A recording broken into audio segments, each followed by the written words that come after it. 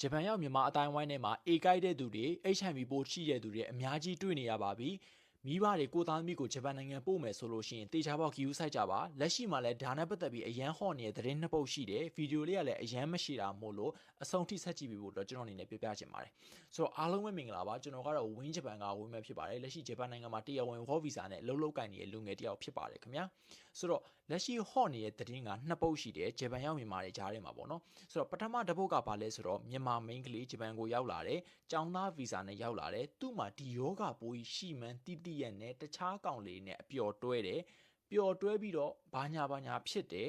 ဖြစ်ပြီးတော့သူတွဲလိုက်တဲ့ကောင်လေးတွေကလည်းသူနဲ့အပျော်ပဲတွဲတယ်ပြီးတော့တခြားကောင်မလေးနဲ့ပတ်တွဲတယ်ဘာညာဖြစ်တယ်အဲ့တော့ဒီလိုမျိုးဖြစ်တဲ့ဇလန်းတွေကပို့ပြီးတော့များလာပြီးတော့ဒီယောဂပိုးကြီးကပို့ပြီးတော့ပြန့်လာတယ်ဆိုတော့ဒါဖြစ်စဉ်တစ်ခုနောက်တစ်ခုကဘာလဲဆိုတော့ကောင်မလေးတယောက်ဂျပန်နိုင်ငံကိုအခုမှရောက်ခါစားလားတော့မသိဘူးသူ့ကိုကူညီပေးနေတဲ့အမတယောက်ကိုယ်တိုင် Facebook မှာတင်လာတာကျွန်တော်ရန်တမ်းပြီးရွှေ့နေတာမဟုတ်ဘူးဆိုတော့အဲ့တော့ဒီအမရဲ့ပြန်ပြောပြချက်အရာသူကဒီကောင်မလေးကမြန်မာနိုင်ငံကနေဂျပန်နိုင်ငံကိုလာစဉ်အခါတုန်းကဆေးစစ်ရတယ်ဗျာဆေးစစ်တဲ့အခါမှာသူက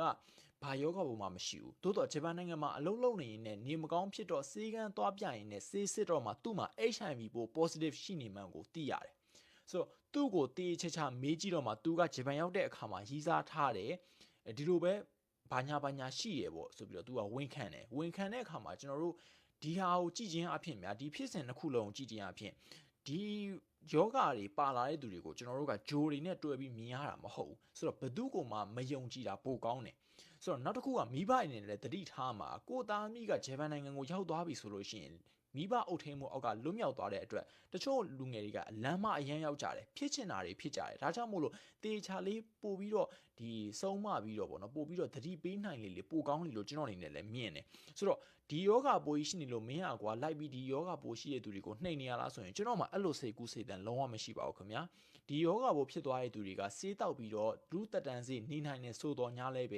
ဲဒီလိုပြောလို့ရတယ်ဆိုတော့ညာလဲပဲအဲ့ဒီဆေးတွေကတစ်သက်လုံးဆွဲတောက်အောင်ပါဗျဒီယောဂပိုးတွေကလည်းလုံးဝပျောက်ကင်းနေဆိုတော့မရှိဘူးတေတဲ့ထိဒီယောဂပိုးတွေကပါသွားမှာဆိုတော့တချို့သူတွေရှိရဟာမင်းကွာအပိုးတွေလျှောက်ပြောနေတယ်ဒီယောဂပိုးတွေကအေးဆေးဆေးပဲစေးတောက်ရင်ဒီတိုင်းပဲနေွားလို့ရတယ်လူကောင်းတိုင်းပဲဆိုပြီးပြောလို့ရတယ်အဲ့လိုပြောတဲ့သူတွေကိုကျွန်တော်ကပြန်မေးမယ်ဒီပိုးကိုအကူးခံပြီးတော့ဒီဆေးကိုတစ်သက်လုံးတောက်နိုင်လားဆိုလို့ရှိရင်ဘယ်သူမှမတောက်ချင်ဘူးဆိုတော့တချို့သူတွေကအားချောင်းနေရပဲအလွယ်လန်းလိုက်နေရပဲရှိတယ်တချို့သူတွေကလူကိုကြောက်တဲတွန်းကြနေရပဲတွန်းချနေကြတာပဲရှိတယ်တကယ်ကြတော့ကိုကိုရိုင်းအဖြစ်ခံနိုင်တာဆိုရင်ဘယ်သူမှအဖြစ်မခံနိုင်ကြဘူးအဲ့လိုမျိုးပဲဒီလိုစကားတွေကိုနားယောင်ပြီးလူငယ်တွေကအပျော်လန်းကိုအလွယ်လိုက်မိတဲ့အခါမှာကျွန်တော်တို့မဖြစ်တင်တာတွေဖြစ်လာတယ်ဆိုတော့ငွေရှာဖို့အတွက်ဂျပန်နိုင်ငံကိုရောက်လာတယ်ကိုဘွားတလန်အတွက်ဂျပန်နိုင်ငံကိုရောက်လာတယ်ပညာသင်ဖို့ရောက်လာတယ်ဒီယောဂကြီးဖြစ်သွားတယ်ဟိုအာယုံနောက်ရတယ်ဗျာအနည်းဆုံးတော့ဆေးတွေအမြဲတမ်းတောက်နေရတယ်အဲ့တော့ဒီဆေးတွေကလူတိုင်းနဲ့တည့်ရလို့လည်းမဟုတ်ဘူးဗျဆိုပါဆိုမိတ်ဆွေမှာအရန်ပြင်းထန်တဲ့နှလုံးယောဂအခန်းရှိမယ်ကြောက်ကက်ယောဂအခန်းရှိမယ်ဆိုလို့ရှိရင်လည်းဒီဆေးတွေနဲ့မတည့်ဘူးဆိုလို့ရှိရင်ဘယ်လိုလုပ်ကြမလို့ဆိုတော့ကျွန်တော်ပြောချင်တာကဒါလူငယ်အချင်းချင်းမို့လို့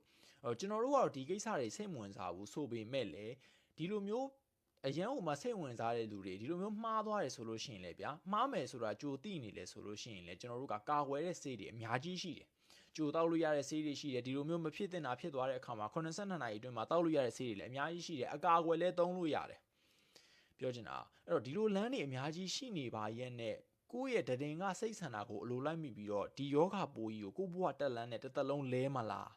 းဆိုလို့ရှိရင်တော့ကျွန်တော်ဆိုလို့ရှိရင်တော့ဗျာအရန်ကြောက်တယ်ဒါမျိုးတော့အဲ့တော့မိဘတွေလည်းကျွန်တော်နဲ့နီးတူကြောက်မယ်လို့တော့ကျွန်တော်ထင်တယ်ဒါကြောင့်မလို့ကျွန်တော်ပြန်လဲဝေမျှခြင်းဖြစ်ပါတယ်ဒီလိုကူးစက်ခံရတဲ့သူတွေကိုကျွန်တော်နှိမ်ချတာတခုမှမရှိပါဘူးခင်ဗျာဆိုတော့ဒီအကြောင်းနဲ့ပတ်သက်ပြီးတော့အကျိုးတစုံတရာရရှိမယ်ဆိုလို့ရှိရင်တော့ကျွန်တော်အနေနဲ့ဝမ်းသာမိပါတယ်ဆိုတော့အားလုံးပဲယောဂဘေးပြာတွေကဝဲကွာပြီးတော့ဂျပန်နိုင်ငံမှာပတ်စံနေရှာပညာတွေအများကြီးရှာနိုင်ပါစေလို့ကျွန်တော်အနေနဲ့ဆုတောင်းပေးချင်ပါတယ်အားလုံးပဲတက်တာပါခင်ဗျာ